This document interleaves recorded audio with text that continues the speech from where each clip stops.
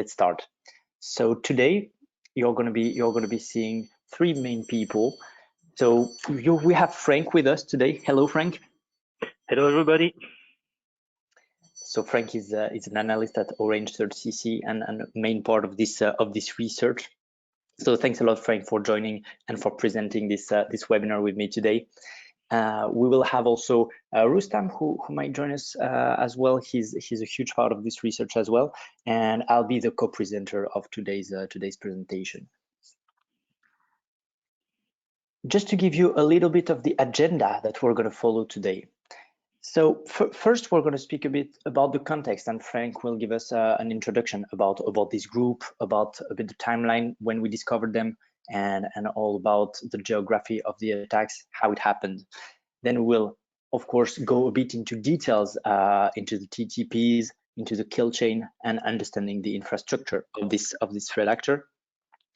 And then move on to the final phase that Franck was also introduced by showing us how the credentials were harvested and how the banking fraud operation was carried out. And we will, of course, give you some recommendation about the best practice, the threat hunting, and how to mitigate these threats within your infrastructure, within your institution. At the end of the session, no worries, there will be a Q&A. So if you'd like to put some questions on GoToWebinar, where we are right now, you have a little category on the right of your panel, which is written question, and you can put them there, and we will see them to answer them at the end of this presentation. If you're not able to stay all the way, or even if you didn't attend, no problem, the record will be available and will be sent to you at the end of this webinar. So now I think it's time, Franck, to get to it and to give a little shout out with the people that helped us on this research as well. Yes, thank you, Cyril. So before to start the technical presentation, we have some special credits go to some security analysts and security team. The first one is Tom Uelchi from Swiss Post CERT, who started to track this threat actor and make a presentation at the BotConf conference talking about the desktop group. The second one is CERT Société Générale team who share some IOCs with us during some investigation we have made. Pedro de Riquere that helped us to identify the targeted victims targeted by the threat actor. And the last one is the Internet Hosting Center, IHC.ru, that also help us to track malicious traffic behavior related to this threat actor. So if we go now to the introduction, so this presentation is the first complete technical description of tactic, techniques, and procedure regarding the French-speaking financially motivated threat actor called OPERA1ER by Group IB, that many targeted African banks. So how the story begin on this threat actor? So in 2019, the Orange CERT-CC team detected a massive spear phishing campaign in some our affiliates in Orange Group. So associated to this massive spear phishing campaign, we identify IT incidents in our affiliates networks where the teams operate. So with the help of security teams on those affiliates, we were able to start some investigation on forensics and reconstruct the incident timeline we will focus on during this presentation. Moreover, we also detected some abnormal banking transaction related to this spear phishing campaign, and that banking transaction lead to money being withdrawn from ATM machines. So in May 2020, we decided on CERT-CC team to contact our threat intel partner, Group IB, in order to start resource sharing about what we found on this threat actor. So we contact Group IB on the good things at this period that Group IB already tracked this threat actor since the H2 2019. So we will able to share together some IOC and to track how this threat actor operates in our IT networks. As already mentioned, early campaigns were tracked by Tom Uelchi from the He calls that the desktop group. In the middle of 2021, the Society for Worldwide Interbank Financial Telecommunication, SWIFT, also gave the collective name Common Raven to this threat actor. Thank you, Frank, for this little bit of introduction. Very, very interesting. And indeed, as we see, we have like different names mentioned here. We have OPERA1ER or operator or Common Raven. And this is simply because this threat actor has been named with several names. When we started the research, we named it on our side NXSMS and later changed it to operator in order to avoid the similarities with a company which is actually named NXSMS and who's actually providing SMS messaging services.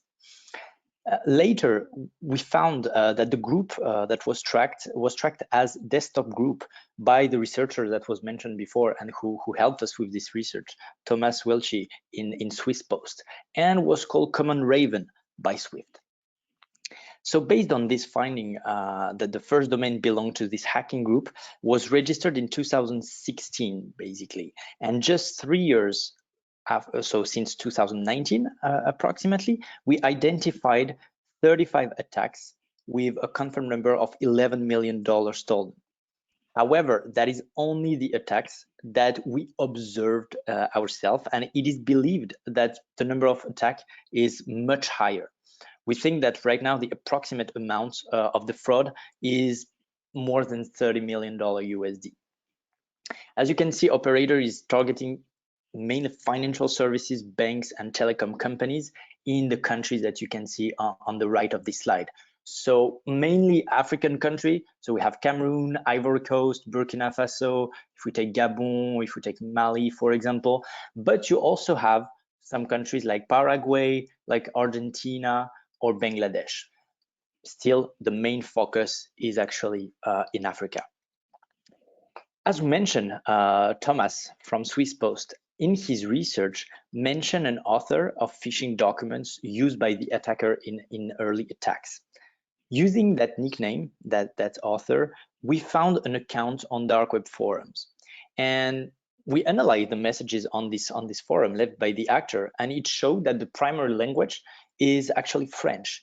And some messages were written in English or Russian, but they were containing a lot of mistakes, and we really think that they were written through Google Translate when the French language was actually native.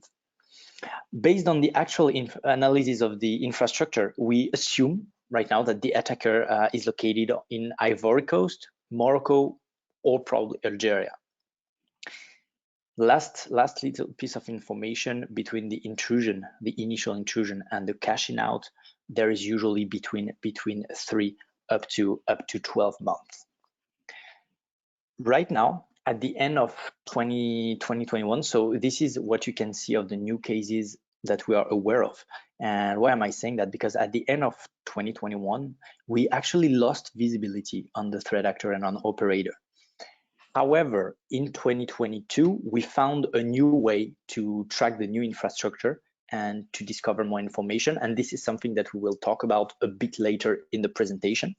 But thanks to this new way of tracking the infrastructure, we found these new victims.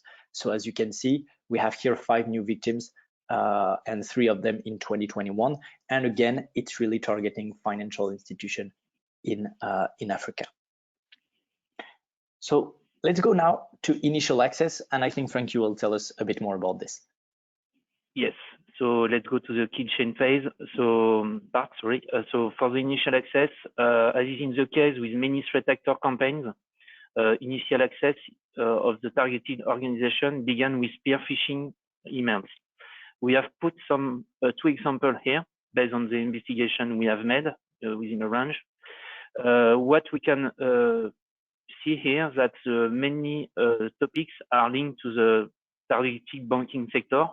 So we can find some topics related to notification from government tax office. You can have some mail relating to hiring offers from BCAO. BCAO is the Banque Centrale État de l'Afrique de l'Ouest. You have some mail related to digital money sectors. Most of the email we seen during the investigation are written in French on different subjects are linked to those email. Like you can see the GMAC, so you can see the subject on the bottom of the slide. So some of them are linked to GMAC. GMAC is the Groupement Interbancaire Monétique de l'Afrique Centrale. So you also see some subjects regarding the BAD, so Banque Africaine de Développement.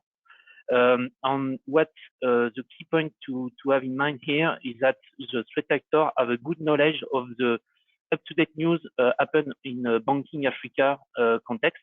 So when we see some spear phishing attack relating to GMAC, GMAC at the same time is something that just put in place in Africa. So threat actors are up to date. On the examples here, you have this mail from Nadine Koulibaly. Just to know, just to focus on it, because this email was sent to 18 persons, or not more persons in the affiliate, on all those persons working around the money service targeting by the threat actor. So the threat actors has also a good knowledge about your organization about which person to target in order to gain the access to the money platform. If we go to the last section of the slide, is regarding the file hosting. So many malicious files are hosting in Google Drive, Share, Discord server, or compromised legitimate websites. And we also find some malicious servers belonging to the threat actor. We can go to the next slide. Yes, so key finding in the phishing email. So when we beginning the investigation in 2019, what we can see that the OPERA1ER using multiple families based on well-known malware payload, we massively seen some nanocar rat, Houdini VBS script, WHS rat. But in 2020, we've seen other malware techniques, tools used by the threat actor. We will focus on it in the next slide. So most often it's zip archive you will find in the targeted spear phishing email. This zip contains some VBS script or jar or SCR files. The threat actor mainly use SandGrid on a compromised mail infrastructure from the mail group mail.groupchaka.com. On the key point here, and it's one of the main items of the Tom Ritchie presentation at the BotConf, that we pretty sure that the threat actor using many Windows VM. And based on the Windows VM, they leak some what we see here, the desktop ID. So it's an ID we will find in the header of the email sent by the threat actor during its spear phishing campaign. So we put the ID we find in the report. So based on the desktop ID, we put those IOC in our cyber security solution that analyze our corporate email in order to see if we are other spear phishing campaign in all our affiliates we operate within a range. So it's a key point here to have in mind. On when the workstation of the targeted victims are compromised, the threat actor also deployed some Metasploit interpreter on using some Cobalt Strike beacon in order to perform lateral movement in the IT networks.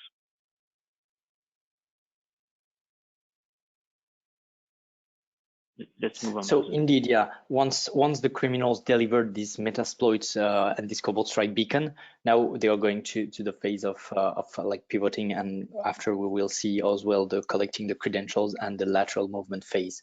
So here we're going to see how they got basically access and stable connection to this compromised endpoint. And to be noted that in few attacks, as we can see here, the criminals abused the compromised infrastructure in order to conduct then further attack on other financial organization using the email server of the hacked bank, or abusing some internal servers that are basically accessible from the internet in order to hide their activities and to remain unnoticed. So here on this slide, for example, you can see a screenshot of Shodan service, which shows what is a legitimate, basically, FTP server used by the victim organization, but that have been taken to be used as a pivot by the threat actor and being abused by operator who deployed their Metasploit team server on that FTP server. So basically what happened here is like they didn't just infiltrate, they really overtook this server in order to run the operation, which means that on the victim side, what is coming from this server is seen as legitimate traffic as it's one of their own server. So they later reused this server in order to conduct other attacks. Of course, we informed the victim and they shut down the server, which is the most important. But it's very important to notice that it can be used as a pivot and as well as abused in order to conduct other attack to other institutions. And in another case, operator installed a CobbleStrike team server as well on an antivirus update inside a server, inside the compromised infrastructure, and used it again as a pivoting host. So in 2018, a bank in Bangladesh got hacked and fraudsters cashed out the money multiple times. They finally used this infrastructure of this bank in order to send phishing emails to other financial organizations in Africa and also to control CobbleStrike beacon. Another important step, of course, during the lateral movement phase is the privilege escalation in order to facilitate the persistence in the compromised networks and for lateral movements. And here to gain local system privilege, the attackers used, as you can see here, Sherlock, Tomahawk, and Erebus. So these collections, which are available on GitHub and contain exploit for several pretty old vulnerabilities. It basically means that, and we know it's difficult, but it means that these attacks wouldn't have been possible if everything had been patched in a timely manner. Another trick that we observed is creating a service Windows update and opening a shell, basically. As a result, the terminal with system privileges is open. For the same purpose, in at least one incident, so that's what we saw on at least one, we think that there are more, the attacker created a registry key in image file execution options branch. That is forcing the operating system to open a shell under system privileges every time a user unblocks PC. With these system privileges, the attacker is basically ready to facilitate the persistence of his different utilities and Trojans.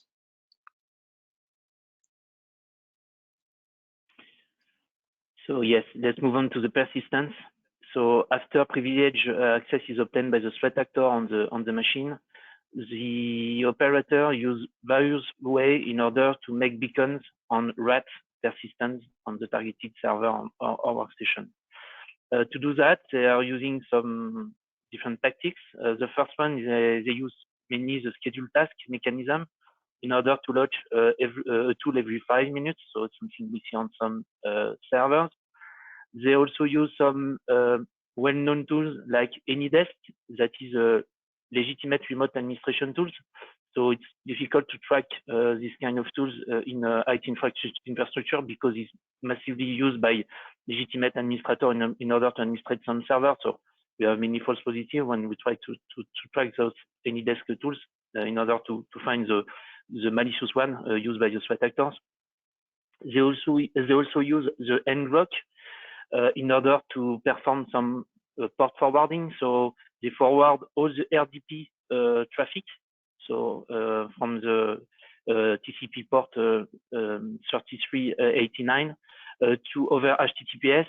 So based on this ngrok account, the threat actor connects to the ngrok cloud service and is able to connect to all the server it compromises in the IT infrastructures.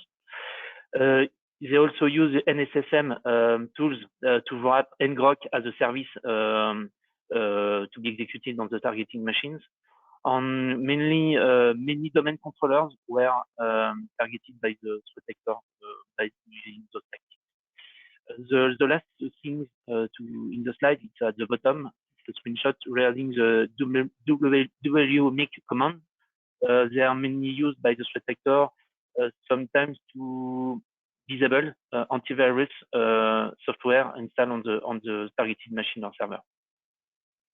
So we can move on to the next slide. And yeah, we're going to talk a bit about reconnaissance and credential harvesting. So to basically understand the topology of the targeted infrastructure, OPERA1ER is using port scan command supported by Cobalt Strike and advanced IP scanner. So basically a legitimate tool used by Windows administrator. In order to work within the AD, the Active Directory, the attacker heavily use PowerView and Spray AD tools from the red team's arsenal. We as well observed, as you can see up, it's a little white little screenshot on the right of the screen.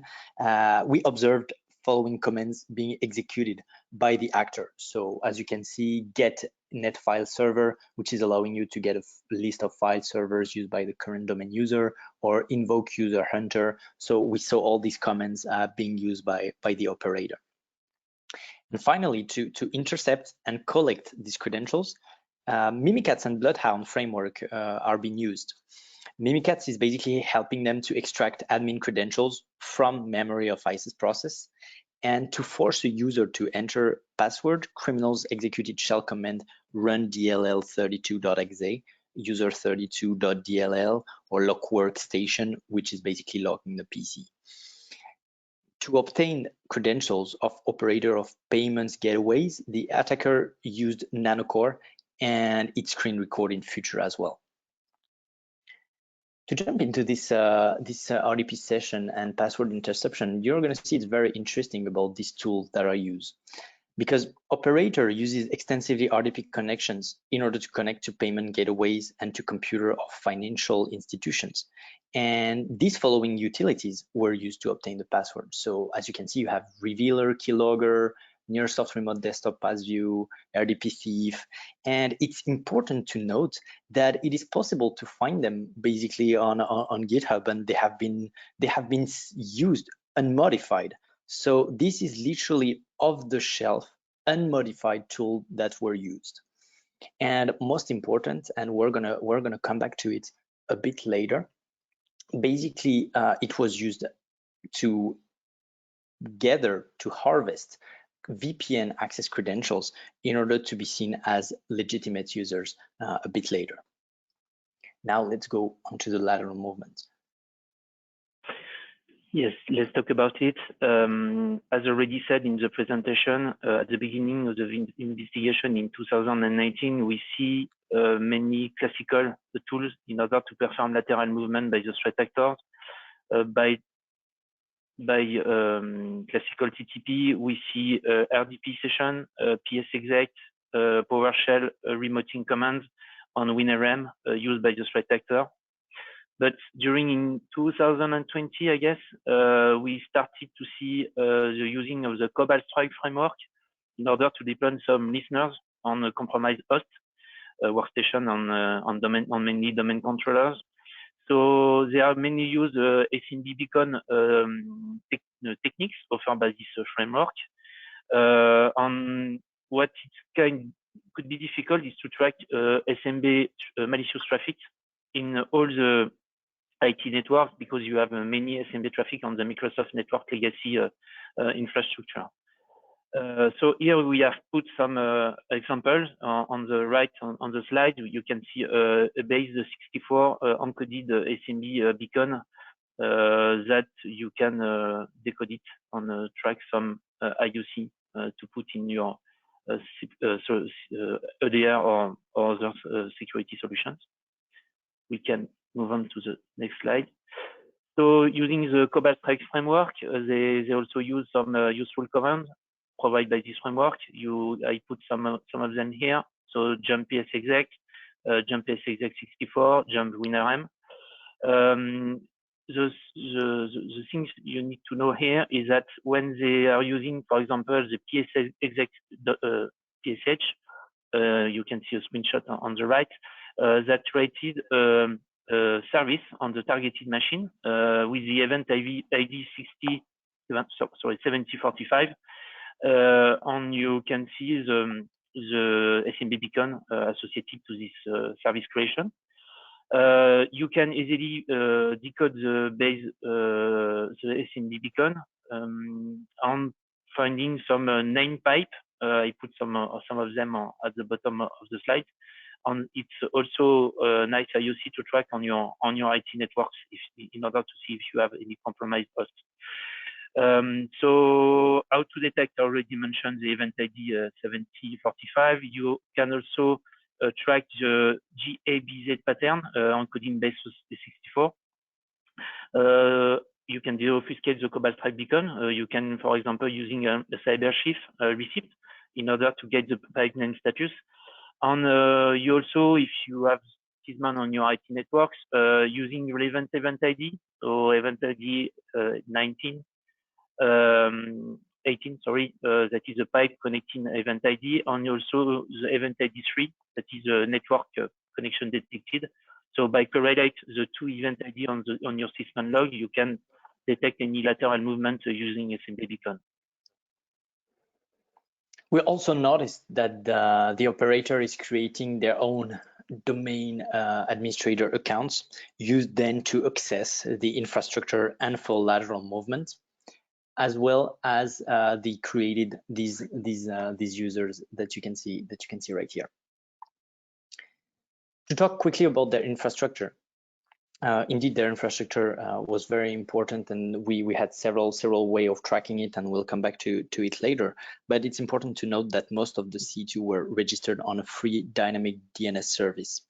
We can see like the favorite name of some hackers for the domain of first level that were dugdns.org, ddns.net, but he also used some dedicated domain for its activities linked to the region or the interest that were targeted, like africmedia.info, senegalente.org, corisbank.fr, this kind of name. And if there was some registration of specific domain, these were the main that we actually noticed here. So it's very important to note as well that to host the infrastructure, they relied heavily on mobile IP range that were basically switching every day and that were a bit more difficult to track on this. It is also very important to note, and that's what we mentioned a bit before, that during the COVID period, so they used a lot legitimate VPN access that they gathered the credential for. It is important to mention that together with mobile IP ranges, the operator uses Zyre VPN and Fruit VPN in order to hide the real backend address of command and control server. So this knowledge actually is important for tracking infrastructure, and we'll show it on the next slide that if we see some frequently changed IP addresses from mobile range and in IPs belong to Zyre VPN and Fruit VPN, that highly likely belongs to operator infrastructure. So if we can go to the next slide. Yeah, thank you. This technique on this slide is well described in the report, and we used it before the second half of 2021, and right now, unfortunately, you can't use this logic. But if you have if you want to examine some server you suspect belong to an SMS or operator, and if you find on opened port 4444 Metapreter listener and on open port 777 Cobalt Strike listener and a lot of other open ports which are used to process traffic from remote access tools that is highly likely belong to operators' infrastructure. And here on the right, on the picture, you can see an example how our tool graph depicts this infrastructure. So if we check every IP address here on the graph, you'll see that all of them hosted Netpreter listener, CobbleStrike listener, and multiple ports used by command and control service of remote access tools. But again, unfortunately, in the second part, this logic doesn't work. So in 2022, we found a new way to track infrastructure of this threat actor. And the idea is to analyze fingerprint of CobbleStrike listeners and SSH fingerprints. So on the left part of slide, you can see these fingerprints we used to hunt new infrastructure, and using these heuristics, we were able to identify this new IP addresses and this domain name banquislamique.ddrive.online. So again, it is not easy as previous logic, but using this heuristics, you can easily find new and actual infrastructure used by this threat actor, since he's still active and conducts attacks on financial institutions. Next slide, please. Yes, so Rustam, maybe you want something to add something, or no, please continue. Okay, please continue. Okay, thank you. So let's move on to the next part about what we call the final phase. So the phase when the fraud occurs. So the first slide is about the way of working. So it takes, yes, the first period of the timeline is about between 6 and 12 months before the fraud appear on the network. So during this period of time, so the threat actor need to have understanding on all the mechanism and identify how the money platform works and require specific knowledge in order to do that. So one of the main controls consists of those kind of money platform. We have many levels on many right access, different accounts, different profiles in order to be able to connect to the mobile platform and to perform bank transfer. So it's something the threat actor need to know. So you need to identify the key people involved on the money platform service. You need to get the link between the backend of the money platform and the front end of the money platform in order to perform the bank transfer operations. On they have this knowledge, they targeted the specific workstation and specific persons in order to get credentials, because credential we sometimes have on some money platform are not the same that your Active Directory credentials, so they need to have specific credentials to connect to the platform. We are pretty sure during this timeline of the beginning that they get the knowledge by themselves, but also from insider in the targeted affiliates targeted by the threat actor. So this is the first period. So on the second one, it's between 1 and 3 months before the attack, so the fraud phase. We've seen that the threat actor recruited mules, so physical persons, in order to withdraw money from ATM in different towns of the targeted money service in the country.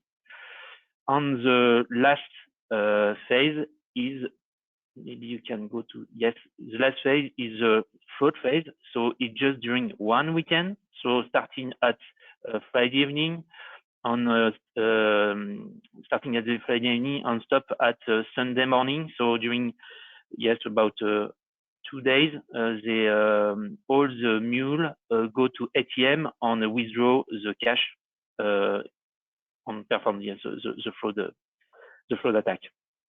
So if you go to the next slide, so if you go to the banking fraud operation, so step 1, the cyber criminals need to access to the platform with stolen employees' credentials, as already mentioned. Step 2, they need to look at to identify some target accounts with high value by searching through the payment system account database.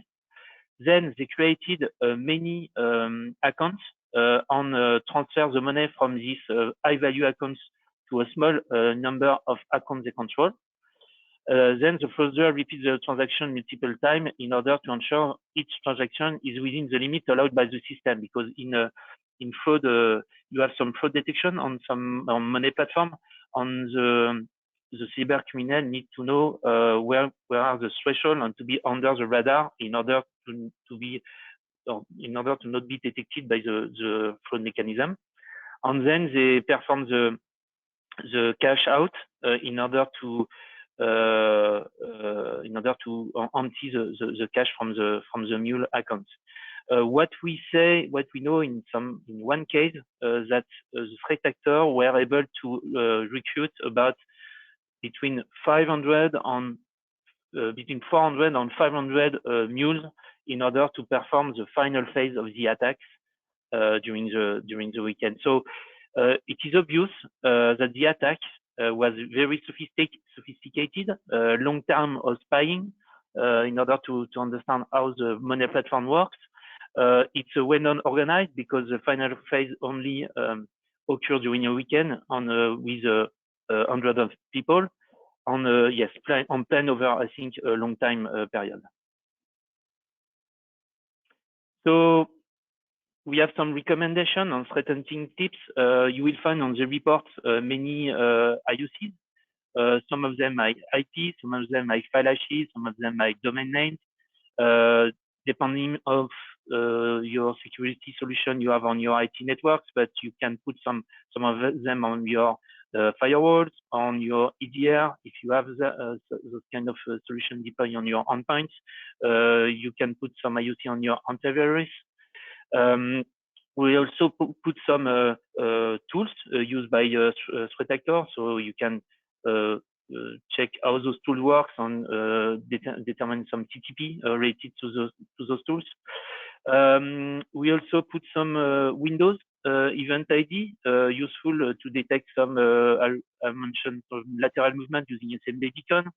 I put some also event ID related to PowerShell remote execution and so on. We also put some event ID related to Sysman, I already mentioned in the presentation. On the last two key points, it's regarding the mails. As you understand, you can also track some desktop ID in your mail header. So it's something we have performed within Orange in order to check if you are spear phishing campaigns, specific spear phishing campaigns. And the last one is VPN access. As already mentioned by Cyril, the threat actor using your legitimate VPN access if they have credentials in order to connect on those VPN concentrator from your IT infrastructure. So by analyze your logs, VPN logs you can find some malicious behavior or some reconnaissance phase on those VPN logs. Indeed, thanks a lot, Frank, because that was a very important point on the VPN. As we saw that they use legitimate VPN access, it's very important to monitor this and to leverage the data that you can have on this to detect some malicious activities there.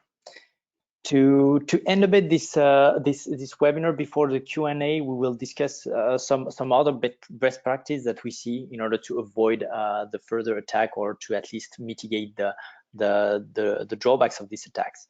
So the first point is obviously to check your infrastructure. Indeed, you have, especially in the report that is with this webinar, you have a lot of indicators of compromission that are highlighted. and that you can actually use in order to search for these IOCs within your infrastructure. Then we can, of course, advise you to use, and that's what we all use here to track this threat actor, to use cyber threat intelligence solutions, such as the one we used and the graph you saw, Group IB Threat Intelligence. We can also advise to analyze all the incoming emails with malware detonation platforms. So we have one as well, and that's what we use in order to monitor as well the email and to understand the payloads and everything. So it's very important to leverage these kind of solutions in order to stay safe and to block anything or to analyze anything that could go through. Fourth point is to check the different traffic outgoing for outgoing connections on port 777 and 1600, 1600. Then you should conduct an infrastructure audit. It's very important in order to identify different threats, Metasploit, Metaspreader, and Cobalt Strike Beacon that could be within the infrastructure. It is also key to configure the domain control policies in order to encrypt the different passwords in the memory. As we can see, it's something that this threat actor is doing in order to retrieve the password. And then update the OS and install the security patches in a timely manner, because we saw as well again that most of the vulnerabilities that have been used have been very, very old vulnerabilities. 8th point, it's very important to restrict or limit the PowerShell where it is not needed. There is a need to really monitor executable scripts, pay special attention to the PowerShell.exe processes with long base 64 encoded strings in arguments or arguments that are typical of Cobalt Strike, Metasploit, because as we saw, these are the tools that have been used by this threat actor quite extensively. And then last points, monitor all accounts within the domain. It's also a very important point. We will leave it to that for today about the recommendation and the technical presentation. So thanks a lot to all of you